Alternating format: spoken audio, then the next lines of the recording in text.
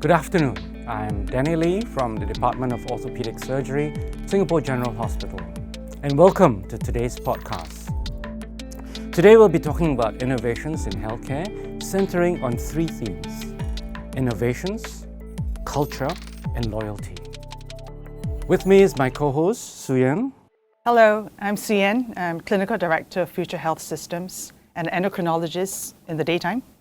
It's not often I get to be flanked by two orthopedic surgeons discussing not just the bones, but really interesting topics, what Danny has just elucidated, and I think we're going to have an excellent session today. And we're most privileged to have our guests flying in all the way from Boston, Dr. J.P. Warner. Dr. Warner has been my fellowship mentor more than just teaching me shoulder surgery. He has been my life mentor, giving me really insightful advice about leadership, work, family values, and of course, innovations in all these 20-odd years. So most privileged, welcome, Dr. Warner. Thank you. My pleasure to be here. So one of the things that we've read about all your works and known of all the things you've done is really you've moved from being the expert in clinical work, the master shoulder surgeon from whom all of us learn, to a master researcher, and then innovation. And how did that come about, Dr. Warner? So let me give you a short bio to give you some insight. Life happens in phases. I tell all my children this. If you want to stay young and you want to stay engaged and creative, you have to always be learning and uncomfortable with where you are, which has been maybe the theme of my life. Actually, if you would ask a number of people, they would tell you that I behave like I'm uncomfortable sometimes. But I went into healthcare. I'm a fourth-generation physician. For context, my great-uncle knew the Mayo brothers personally.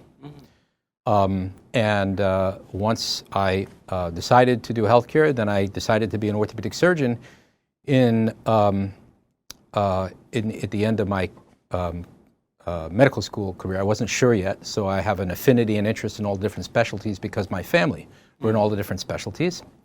And when I became an orthopedic surgeon, I decided I would be a shoulder specialist when I was in my own operating room recovering from my first surgery. You had surgery then? I've had 4 shoulder surgeries, and I'm actually an annuity for many orthopedic surgeons because while I'm very, very healthy overall, I've been on the other side of the knife on a number of occasions, so I appreciate very much the quality of life we deliver. So I was inspired by this experience to go into this particular area, the one that you and I both do, which allows us to change people's lives relatively reliably with a short episode of care, so it's very satisfying and gratifying, as opposed to my father, who was an internist gastroenterologist, and he would manage people's health over their lifetime, and of course, manage their decline because that's what we all do. So I wanted a different sort of a feel. So that's why I went into orthopedics and ultimately shoulder surgery. And there's all sorts of reasons why that's relevant, but one is it gave me empathy for my patients. Then along the way, I was very interested in academics, and because of my own personal problems, I realized there was very little science in what my colleagues were doing, and so I concentrated on biomechanical study and dedicated the first part of my career to the academics and science of the study of the reasons why we do what we do as surgeons. And once that had come along, I was very much more interested in being the best surgeon I could be, and I traveled all over the world in order to learn from experts. And in that regard, I was early, I think, in what I did compared to most Americans who live in America their whole life. Yeah. So I lived in Europe, I traveled all over and had mentors and teachers. And once I had become that, then I became restless and I went to business school. So I went to Harvard Business School when I was older, which my children, who were all in finance, thought was humorous. And then I became an entrepreneur. So I have a range of understanding of healthcare. I have an empathy not only for my patients, but my colleagues. And frankly, I have some empathy for the people who lead our organizations, because healthcare around the world is very much strained by fiscal reality of the stressors that affect healthcare delivery. And so equitable care and quality care and management of financial stewardship is critical whether you're in the United States or you're in Singapore. And so that's kind of where I am now. And while I do entrepreneurial endeavors outside of my area of specialization, that's my nighttime job. This is my day job. I'm very interested in how hospitals survive and continue to deliver high-quality care and innovate. So we've got a lot to unpack in that. If it's okay with you, we'd like to start with innovation. It's a buzzword. Sometimes I'm almost hesitant to use it because I just feel we kind of throw the words innovation into a lot of statements and just paying lip service to it. So I want to ask your opinion. When we talk about building a culture of innovation, is that the approach that you think is best for an academic center like us? Does it even exist? Some of us feel that, it's if you put a construct up there, if you have, support services, you aren't really building a culture of innovation. Is there any other way that we can promulgate this what are your suggestions about that? As someone who has done that path. Well, I've not necessarily done that. First of all, let me start by giving some context here. Everything I'm about to tell you is what I think I've learned from my professors and from other people who have taught me. Some of those are in the for-profit world, be it private equity, venture capital, or founders of companies in which I've helped. Some of it has been from just observation myself. Innovation is a word that everybody will define differently. Two references that are very useful for your viewers if they're interested to learn more are an article and books written by Clayton Christensen, former professor of Harvard Business School, was a world-famous economist. One of these was called Who Has the DNA to Innovate? And it looks at culture, and it looks at the culture created by the people who lead an organization. And the other one is entitled The Innovator's Prescription. And it's about the prescription for innovating healthcare, okay? So nothing here is original. Personally, innovation means change as a general rule. Now, it's important to understand that one of the most risk-averse, non-change-oriented businesses you will ever find is healthcare. Healthcare is steeped in standard operating procedure and generally are risk-averse to make changes because they're used to the way things are. Now, we are all facing the economic reality that that's not going to work anymore. And so the accountability that we have in a not-for-profit healthcare culture situation is quite different than a for-profit business. Yet some of the principles in for-profit business have to be applied to the area of non-profit healthcare. And this is not comfortable for many of us delivering healthcare. For me, innovation is looking for the right questions, the right problems, and then finding the answers. Most of us, and I'm going to talk about surgeons, not anybody else, surgeons generally are self-affirming. They do research to prove that what they believe is so. Greatest organizations that work at a very high level, high-performing organizations, let's say NASA or nuclear power plants, they do research to prove that what they believe is wrong, because the consequences of error are far more important than self-affirmation. And this leads to change. And that's one of the reasons why innovation is so important for our survival in healthcare, whether you're in one part of the world or the other part of the world. I don't know, that's just a start on answering the question. We could spend a long time on that topic. But when we speak of this culture of innovation, how do we inculcate it to the younger surgeons? Do we begin like encouraging them to question what is the accepted norms? And how do we breed that inquisitiveness? Well, so speaking in general about innovation, the work of Christensen was to identify the most innovative organizations. This is published every year in Forbes magazine. And there's an innovation quotient or some formula that he created. If the number of questions is greatly larger than the number of answers, you're an innovative organization. Okay? And that's never, I think, truly been applied in the academic medical center world. Now, that said, my organization has on its homepage, the Mass General Hospital, innovation happens here.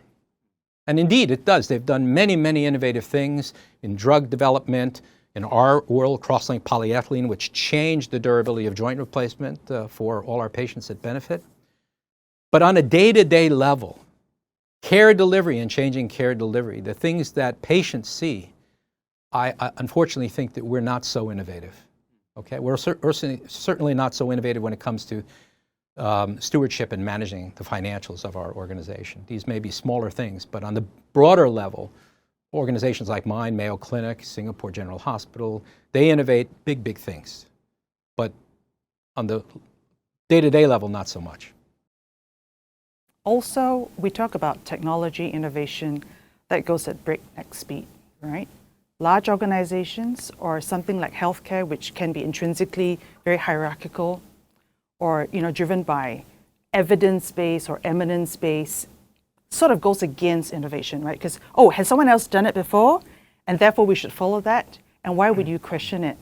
So glacial versus kind of breakneck. Yet, a place like MesGen can say innovation lives here, innovation thrives here. So how would you advise us if this is something, is this culture? What is your view about culture in a healthcare organization? Because, right? that ability to question is also partly cultural. Because in Asia, we tend to not question authority too much. I can't remember the name of the person that said that real innovation depends on the unreasonable man. In healthcare, we don't really like that. Now, there's a lot to unpack in the things you said, but let me just briefly comment. Eminence and evidence. The history of surgery is eminence-based. I'm an expert, trust me. The science, the evidence, etc., still remain problematic. The second point I would make is that research is not innovation. The application of research becomes innovation. The failure to apply that research and answer the questions and then operationalize that is innovation. And tonight I'm going to speak about that. Just to mention, I gave the first talk on innovation in January when I came here. Dr. Lai has the link for that. And then the second one I'm giving now is all about innovation and culture, what we're talking about now on a broader term. So if I leave something out, it'll be available in a link. But we transition more to evidence-based medicine is the key. Here's a very interesting fact and what I've learned. There is a professor at Stanford named Jon Ioannidis. He's one of the most quoted, referenced scientists in the world. He's an expert in evidence. He's an expert in statistics. And he wrote an article entitled All Research is False. It's all about healthcare. The reason is the way we structure research is simply flawed. So most of what we do, Denny, you and I, we do cohort level 4 studies. This is from Ioannidis and from several others. Approximately 75% of all these studies are ultimately repeated by another group that prove what you said was wrong and they find exactly the opposite. And the reason is we have small numbers, these are fragile studies. But yet we use them for decision making. And they may be wrong. The other part is even the best prospective randomized studies that are sponsored by NIH, 25% of these are ultimately proven wrong by an identical study done somewhere else. Now, it is very, very difficult to have studies that are negative published. And it's also very difficult to have repeated studies published, but the affirmation that the first study was right is the repeatability of the study. So our literature doesn't adequately reflect the foundation of what we should use for patient care and how we should change that patient care because it's flawed mostly from the beginning. I leave it there for now. That's a bit of a bombshell, actually, to think that our research may be false or misleading in some ways. No? But that transition, the ability to recognize where our research is misleading, that leads us to apply, that takes a different mindset. How do we grow in that field? Well, first of all, I hope patients aren't watching this. Yeah. But self-awareness is the key. This is for your administrators, and this is also for surgeons, for doctors. You never manage anything until you manage yourself, okay? And the problem is narcissism is the enemy. Self-awareness is your advocate, your support. And so the awareness that you may be wrong leads to more questions, to constantly question what you do. One of my teachers was Christian Gerber, who is a famous professor in Switzerland, who has been greatly influential. And he likes to tell his students, he says, I am 100% certain that 50% of what I believe now is wrong. I just don't know which 50%. And if you have that attitude, then you never become too in love with your findings, because someone may prove you wrong, and then you should investigate if you were right in the first place. Yeah, I was just going to say that narcissism versus self-awareness applies to an institution as well, isn't it? So it's innovation versus our willingness to embrace exnovation, right? To eliminate things which we question. We should question it, and we should be bold enough to say, well, I don't think we should be going down this. Just because it worked in the past doesn't mean it's going to work now, or that we should change tack. But nimbleness and agility is not necessarily a attribute that you would see in larger organizations. Still, I think it's something that we want to build, the ability for people to be able to pivot and to constantly question, so that you're really searching for frontiers. Not just in surgery, but in the practice of medicine, overall. I do want to ask, there is a learning curve, isn't it? I mean, if I can apply it to surgery, right? And I've heard you speak on this before. How do you set up less experienced surgeons for success? So let me put a placeholder on that. Yeah. The first thing I want to say is a message for institutions, and this is just my observation for what it's worth. The hubris that individuals can have, institutions can have as well. Okay? Most of our institutions are selling brand identity and wanting the broader market to believe that if you come here, everything is perfect. You know as well as I know that there's a high performer and a low performer in every institution and in between others. Okay? But the institutions want the brand to rise above this. So the question you just asked me about early education is critical, because let me share with you some evidence. A group I work with is called Avant-Garde Health, and Avant-Garde Health is a healthcare data analytics company that is an outgrowth of Harvard Business School. We looked at 151,000 shoulder replacements in the Medicare database, and we looked at what is the single most important reason for revision surgery, which is the end of value. If you have a failure, the patient receives no value. Maybe you can rescue them later, but they receive no value. And the single most important factor was volume. We can't necessarily measure skills of physicians, but we can measure their complication rates. And if you look at this data, 50% of all of the shoulder replacements performed in the United States of America are performed by surgeons who do 5 or less shoulder replacements per year. This category is completely different than the high volume. High volume is about 5% doing 30 or 40 or more per year. And when you look at the revision in these, your rate of revision almost triples for the low volume compared to the high volume surgeon. So who is doing the surgeries? Are you accountable? And most importantly, the inspiration for me in my career has been someone named E. Emery Codman. And those of you who know history of healthcare will understand that he was the first person to create the concept of value-based healthcare 100+ years ago. He called it the end result. He would make a card for every single patient, and he would review that. And his quote was, "We in our institution should always measure, did we make the patient better or did we not? And if we did not, why? So that we can know how to do better." We do not systematically do these measurements. Only by measuring and being aware of what you do can you improve. And so after I went to business school and learned from Professor Michael Porter, who is the father of modern value-based healthcare, I created Boston Shoulder Institute, which is predicated on measurement and transparency. So every single year we report all the operations we do, the complications we have, transparently so, and then we do cohort analyses to look at how we avoid these in the future and what percentage there are, so that when I talk to a patient, I can give them a risk-benefit analysis.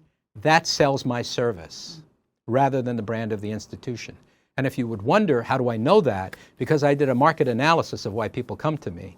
And at one point, 65% of all the patients that saw me came because of the internet and their review of my website, which is Boston Shoulder Institute, rather than the brand of the MGH. Now, we don't exist to compete with the MGH. This is an elevation of the quality of care in that organization, because it's not revenue producing, it's a patient educational site. So the last question you asked me was, how do we deal with the younger individuals? So there's a learning curve for everything. Okay? The errors happen, you learn. So the question you're really asking is, how do we bend the learning curve? Because the cost curve will bend as well. And the answer to this is in front of us, is technology. Yes, we can mentor people, but we can create AI algorithms that guide surgeons through their procedures so they don't make errors. Robotics are a very expensive tool, but in less experienced surgeons, they engineer error avoidance, particularly when they have haptic boundaries, so you can't make mistakes. So we now have the ability with technology to bend the learning curve, reduce errors, increase quality and safety for our patients, and thus create a better financial reward to the organization and a better experience for the patient. We'll come back to that in a while, Dr. Warner. Shian, just to share with you, so the values that Dr. Cotman espoused, Dr. Warner has taught me all that, and he started the Cotman Shoulder Society. So last night we had an inaugural dinner, the Cotman Shoulder Society, which we want to bring it out to the international, first Asia, around the world, so that these same values are taught throughout, not just shoulder surgeons, but all surgeons. And the ability to, with humility, see our own outcomes, hence the institute that Dr. Warner talked about. So that's going to be exciting, and we hope we could do that here. Absolutely. I mean, business school case studies always talk about, the sort of a focus factory kind of idea, starting with cataracts in India or with the hernia repairs. And I see how you've, in a way, embedded that into the practice, although it is still in the setting of a general hospital and a quaternary academic center. These are what I assume are going to be real sort of centers of excellence with all the transparency of outcome metrics, isn't it? Yeah. Let me comment on that. Yeah. So these concepts all come from Harvard Business School. Focus Factory was the idea of Regina Herslinger, who was, I took a course from her called Global Business Innovations, me and a bunch of venture capitalists. Michael Porter created the concept of an integrated practice unit. They're more or less similar, okay? And integrated practice unit means you have everything the patient needs coordinated together. The outpatient surgery center, the so-called ambulatory surgery center that are growing in America, are growing because they have a lower cost basis. They're growing because they're more effective in treating individuals that need that care, that aren't high acuity care patients. And you can be much more efficient than the hospital. And my project at Harvard Business School was looking at the financial consequence and the key performance indicators for in the hospital versus in our outpatient center. I think the key to success is restructuring the way we deliver care. Whether you build a hospital within a hospital, so you have co-located services and you have shared risk happening in the organization, the stewardship for our organizations is very much at the beginning decided by the doctors. So they need to be incentivized. Or you build separate centers that are located in a more strategic location for patients' convenience, like we have.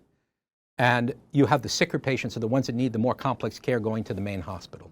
This will dramatically reduce the financial burden of cost delivery, but it requires a significant restructuring of capital expense as well as personnel. But it is, in my opinion, it is a solution. We are almost wedded to the gigantic medical center, almost as a religious thing, like the cathedral of care. And even my hospital is building a multi-billion-dollar cancer heart center adjacent to the main hospital, which is further adding to congestion and complexity for people to get there. Now, I don't argue that that's the right thing to do, because these patients need complex care. But all of the people coming for routine care should be offloaded to places where they don't need to go through that congestion. And patient experience will be much better, cost will be much better, the stewardship of resources will be much better. You mentioned an interesting point. Doctors should be incentivized to do that. Maybe it's a sensitive topic. Well, I think it's sensitive because there are two quotes that I will make that are very interesting quotes, and I mentioned before, and viewers may laugh at this. The first is culture strategy for breakfast. That was, how does culture affect your strategy? That was Peter Drucker, one of the most famous management gurus ever. The other one is, you're either at the table or on the menu. That was actually the gangster named Al Capone in Chicago. And the reality is, surgeons especially, they want control of what they do for their patients. They don't want to be managed. The way to solve this problem is to co-manage together and to incentivize stewardship. Now, you can do that with a stick, or you can do that with a carrot. Which do you think is going to be better? There is no question, having done the financial analysis, that if I was successful in having my surgeons change, my colleagues change what they do in some instances with the products they use, I could save millions of dollars for the organization in terms of the episode of care for certain procedures. But surgeons, most of them don't even know what things cost.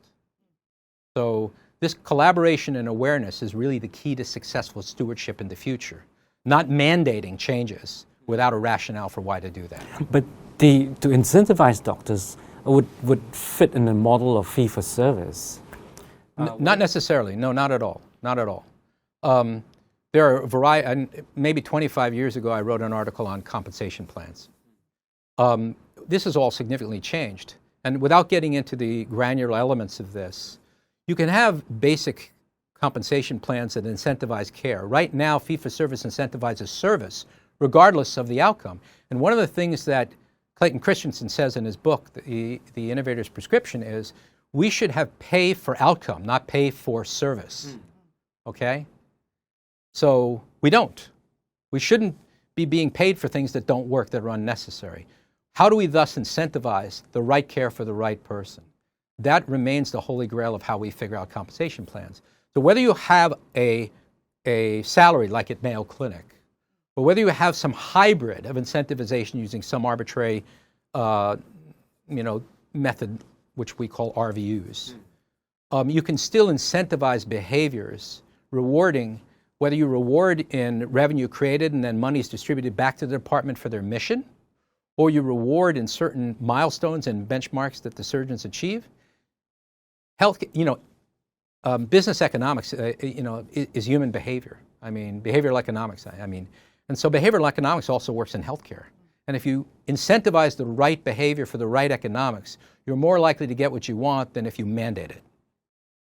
But how do we incentivize people to think of value in healthcare? Because one is outcomes, one is just pure service, another one is the outcomes, and then if you divide it, then you really get the true value in healthcare. So I encourage people to go to the Codman Shoulder Society website, because on my blog I have a lot of this, and the last annual meeting we had one of my professors at Harvard Business School as our speaker, and this was all about, the whole webinar, which is about 2 hours long, was about hospital-physician financial relationships. But what you're talking about, we have a whole webinar on this. First of all, most physicians don't understand what that means. Value is outcome divided by cost. The outcome should be the outcome of the patient. What does the patient feel? What was the experience? You can add to that. Most physicians have no idea about the cost. If you truly want to deliver value, you have to understand both. That means you have to be willing to be measured. You have to be willing to be scored for the value you create. If you're unwilling to be accountable, you'll never deliver value. Most of us went into healthcare because at the heart of it, we want to help people. But we can't help people if our organizations don't survive financially. So we have an obligation to be part of the solution in delivering this value, and the organizations have a responsibility to allow us to do so. So financial prudence isn't all that bad. It is necessary. No, and you can blend into that incentives that are positive for achieving it. Value-based care, is it a huge thing in the US at the moment? I know Kaiser has a model of value-based care. Yeah. Well, Kaiser is interesting. Kaiser is the largest not-for-profit in the United States of America. It's a $100 billion organization with a 1% margin. Okay? And, it is everything at once. It is a healthcare delivery system, insurance. It is the system that actually delivers it, the hospitals. It are the physicians and all the ancillary services, all rolled into one. You can kind of see this happening around the country now. My own institution has established its own insurance company. University of Pittsburgh did this as well. This is good and bad because of issues of conflict of interest and things of that nature that have to be structured appropriately. But Kaiser is able to, because of their large volume of covered lives, provide a relatively high quality of care and measure the process by how they do so. And some in the political world believe that that's the best model. Now, there are complex reasons why it may not be the best model, and I have some insight because one of my former students is the head of has been the head of Kaiser Permanente Southern California, and he's the chief over all the orthopedic chiefs of Kaiser Permanente. So that is a model that's been a relatively successful model, but the incentives are maybe not what I'm talking about. I think financial literacy and economics is not in a medical school curriculum. But I think increasingly it's a reality that we need to understand that. We do send, some of our leaders to business school, but we should actually send them a little earlier, I think, so that we have a better understanding of this. If you don't speak the language, you don't have a seat at the table. So I think that's... I will, let me just comment. My institution, the Mass General, has a number of these programs that are specifically curated for doctors in training, for sure. I think all organizations should have this. This should be part of the curriculum. Having Harvard Business School just down the street makes it even better. And I routinely recommend some of my colleagues, fellows, to go to the Value-Based Healthcare Symposium, which you have to apply for. Not only is that free, but it's competitive to get into. When I first arrived here, one of Dr. Lai's residents asked me about leadership. He's doing a leadership program. And the executive program at Harvard Business School has a fantastic leadership program called Program for Leadership Development that leads to a version of an executive MBA. And 55% of my class were international. I had the opportunity to find out the president of the Harvard Business School alumni group in Singapore, who's in a different area. You have these kind of resources available to you, off-site and on-site as well. You can do this. It will change the landscape for you. That is also part of the solution for stewardship in the future and navigating all these innovations we're talking about. Dr. Warner, you've taught a lot in many of your lectures internationally as well. As program director, I'm really worried about our residents because I don't just want to teach them the science and the basics of it. We want to encourage research. But the new buzzword is how do I encourage them, nurture in them those ideas of research and innovation? Right when the curriculum is tight and they're super busy with their lectures. So there's a lot there, but part of it is the culture in which you work. If the culture is one of operate, see patients, operate, you have no time to do research. And this has been my observation. When I was most successful at the University of Pittsburgh, there was carved out time for me to run a lab. And we were very, very successful in the research that we did. And the reward was notoriety and awards and support for my research by the organization. But these are different times, and the return on my time, my financial return, was different because the payments for service were much higher. As those payments go down, the volume must go up. And so if time is really your greatest resource, your time is reallocated to these other activities that are revenue generating. That greatly affects your ability to think creatively and to also do creative things and get together and have thinking about it, about what you'll do research. We would regularly get the lab people together with the orthopedic residents and doctors to have conversations. This happens, but you're so compartmentalized and we have such a large organization, it's very difficult to carve out the time from your daily schedule to actually participate. So there's an enormous amount of unrealized intellectual capability that never connects. And the single most important thing in innovation, and there's 5 factors I don't have time to go into, this is what Clayton Christensen says, the single most important thing is connecting. When you take something from here and something from there, this creates the magic we call imagination and innovation. But if you never get together, you never have that connectivity. This is why networks are so important and time is so important. So one of the keys to create platforms, meetings where clinicians, researchers could come together and then connect problems to potential solutions and I think it's very important that you ask your institution, tell me the metrics. What ROI do you want on this? And then you be accountable to come up with a fair ROI and you deliver that. Because the institution will be investing in this process.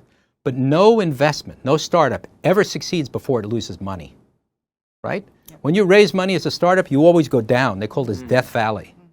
When you're successful, people are excited, they add more money, they invest more, and you come up. So the institution has to be willing to take the risk to make these changes and invest in them, and then be patient to see the ROI on the other end. Speaking about training, right? But there's a lot of things that they are juggling. And you would talk about building resilience, you would talk about building innovation, and clinical competence is something that we should never substitute, right? So there should be no shortcuts. I know you talked about, you talked about how do we use technology to augment that so that you bend the curve. What else is out there that we can use, that we can enhance our training? Well, I think you have to incentivize mentorship. You have to incentivize oversight and teaching. I mean, you know, if I spend more time teaching, I'll give you an example. If I spend more time teaching, I'm taking away my time to be productive by being efficient and doing more and more surgery that generates revenue for the organization. What is the reward for this? Or what is the incentive for this? Maybe you just assume you all get a salary and then that's what you do. But you have to think about, okay, why would someone do that? That's the first thing. The second thing is the most successful people are the ones you inspire, not just the ones you teach. So if you teach them knowledge, that's only good for a period. If you inspire them to continue to look for knowledge, then you've made something that keeps going. So, you know, how do you carve that into your priorities of the day? Dr. Lai does that really well. I would guess that many of his colleagues don't, because the incentives are not there for that. If you're the greatest teacher, etc., you know, you may actually compromise if you're in a place where you're valued in terms of fee-for-service or payment for the RVUs that you create or whatever, you may not be valued for that. So I think it really goes to what your priorities are. Do they match with your mission and your vision? And do you incentivize them? So that's the thing. You've mentored like hundreds of us throughout your career. But I fear that institutions may not value very senior clinicians, you know, for their experience, their mentorship, their life experiences. Are we losing that aspect of senior clinicians? Well, I don't want to make this a gripe session, you know. I think that some of us do what we do because we're motivated internally. It's our nature.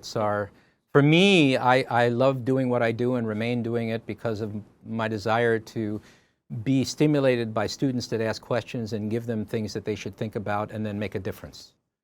It's not that I'm looking that I should be paid for this or whatever, but if you want to scale that may be somewhat necessary.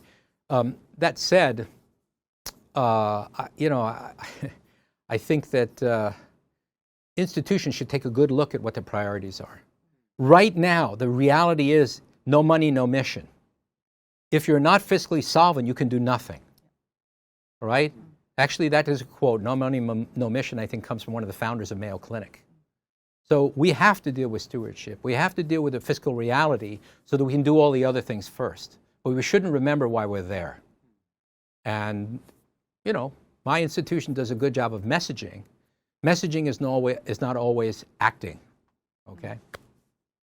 Yeah, that's true, because if you can treasure and value the seniors and also the juniors, you breed loyalty in that sense. Can big institutions, organizations, MGH, SGH, build loyalty? Well, loyalty, so first of all, for the viewers, there is a book that is in my top 10 that you should get and read. It's called Start With Why. The author is Simon Sinek, S-I-N-E-K, from Columbia. He deals with why do we believe in an organization or someone? What is our why? Why do we go to work? Why do we drive further to this hospital and this hospital? Because we believe in it. Why do we follow a leader? Because that leader has gained our trust. We believe in them. Why are we wedded to a brand? Why do people buy Apple instead of a PC, which is cheaper? These are some of the ideas of why. So they're intangible, they're the way we feel. Money is less important, really. And most people who leave their jobs don't necessarily leave for money. They often leave because they don't have a why. They don't feel that why. Now, that purpose, that why. Now, what I fear is in the process of dealing with the fiscal reality and pressures we have, are we becoming more about the what, not the why? And Sinek talks about this. The companies that are what disappear. What am I? What am I doing? What will I do for that? Okay, what am I? How will I get there? And the why comes last. If you start with the why, then you figure out the how, and the what comes later. But the why keeps people connected and achieves what you're just talking about. Acquiring talent, keeping the talent, connecting the talent, you know. All institutions have talent leakage. Opportunities arise and people want to go to a higher level, whatever. But the loyalty that you achieve through the consistent why is based on trust and support and a lot of the things we've been talking about. Unfortunately, and you know, there's a bright side and a dark side to the way I think about things. My chairman's always telling me, go to the bright side. But the dark side is sometimes I feel that we are more about the what than we are about the why. And this is a big, big problem in our future. But also the how, which is the implementation failures, even if we know the why. Yeah, that's a problem too. They go together, but the order is very important. For a large organization like SGH, you've seen a little bit of what we do here. Maybe it's different in some ways from MGH, but in many ways similar. Any words of advice, Dr. Warner, like in terms of the few things we've spoken about, innovation and management, how do we treasure, value people? You know, I have a superficial knowledge. You know, I've been here twice. I read a little bit about it. In preparation for my talk on innovation, I looked at your mission statement, and you know, innovation is in there. Patient first is in there. These are all noble things. You need to constantly visit this and ask, are we doing what our mission says we should be doing? You know, what is our priority? And this is constantly reinvigorating people and reconnecting and looking for the possibility for change. But it would be, you know, somewhat inappropriate for me to make some judgment, because if you were asking me a question that a consultant should answer, I don't have enough information to give you an assessment based on granular understanding of what you're doing well and not. And I'm also not qualified, because you need someone from McKinsey to do this, or one of those other consulting groups. I'm a content expert in my specialty, and in med tech and things of that nature, but not in corporate structure. So when I did my study at Harvard Business School looking at the finances of my organization, my advisors were a professor of corporate structure and culture who wrote a great book entitled Discover and Deliver, I think it is. May have the title wrong, but how do you manage what you're doing and how do you innovate at the same time? Okay, and I think those are kind of important concepts. Beyond that, I don't want to really comment, because I probably don't know what the heck I'm talking about. Now, you're very clearly been inspired by your mentor. What are some of the key lessons that you feel you've taken away from having the privilege of the interaction with Dr. Warner all these years, and that you are now, I assume, going to impart to your own mentees? Yeah. So actually, you know, when we first came to be his fellow, of course, we're all impressed by his masterful, skillful surgery. Dr. Warner was even well known worldwide 20 years ago. But there was something that really struck me, Dr. Warner. Sometimes he would come early to our clinics. Do you remember? You came earlier to avoid the traffic jams in Boston. And I would walk from home where I rented. And you'd be there very early, preparing all your work, your talks. And I said, that's what I want to be. And then over coffee, Dr. Warner will be talking to me about his family. So that struck me. That, you know, a man has to be centered on those basic values. Work, family, that's important. You know, then over the years, as I got to learn more about surgery and everything, he taught me a lot about research. And over the years, every time we meet, innovations, entrepreneurship, which is very impressive. They don't teach us these things in med school. They don't even teach us in fellowship. So, but it's how Dr. Warner is always ahead of the curve, anticipating trends, you know, and living it out, and benefiting from that. Yeah. Let me just, first of all, I just remembered the title I gave is actually wrong. It's Lead and Disrupt, and the author is Michael Tushman. Great read, great read. My wife would laugh, and my children would laugh with what you just said, because they may have a different perspective than what you see. Balance is very important. I'm blessed to have a great family. Your viewers should know, that I'm a fourth-generation physician, and all four of my children are in finance. However, these are my advisors now. So my son is in private equity healthcare. My daughter is in venture capital healthcare. I have another daughter who does financial strategy for artificial intelligence for Google. I have another daughter who is a consultant. I have a brother who is who runs the western part of Amazon Web Services, western part of the United States, and another brother who is a successful entrepreneur. So I have this incredible family connectedness that I can deal with my children as advisors and consultants that allows me to realize this return on my investment in their development and deliver value not only to them but to my wife at the same time. It's an interesting circle that we've created. The part of growing up, this is a partnership. In a family, if you're doing what we do, there has to be a partnership. I mean, women now, three of my children are my daughters, they're professionals. Women have a much different stress on them than do men. That's just reality. That's the way the world is, unfortunately. And so, women are in leadership roles now. There are a whole bunch of reasons why they may be better leaders in many instances than men. But my wife was the central foundation of everything, keeping it all together while I'm going to work. And for that, I feel the rest of my life is a return on her investment. See, these are true life lessons. Absolutely. Thank you, ladies and gentlemen, for tuning in. But we have it here. There's many lessons to learn from Dr. Warner. We've talked a little bit about innovations, a little bit about hospital management, value-based care, treasuring the senior clinicians, and ultimately building loyalty. And a lot of Dr. Warner's advice and quotes, I call them Warnerisms, but you can ponder them like hours and hours. And thank you, Dr. Warner, for this chat and so many years of mentorship, all your life advice. Thank you very much. Thank you.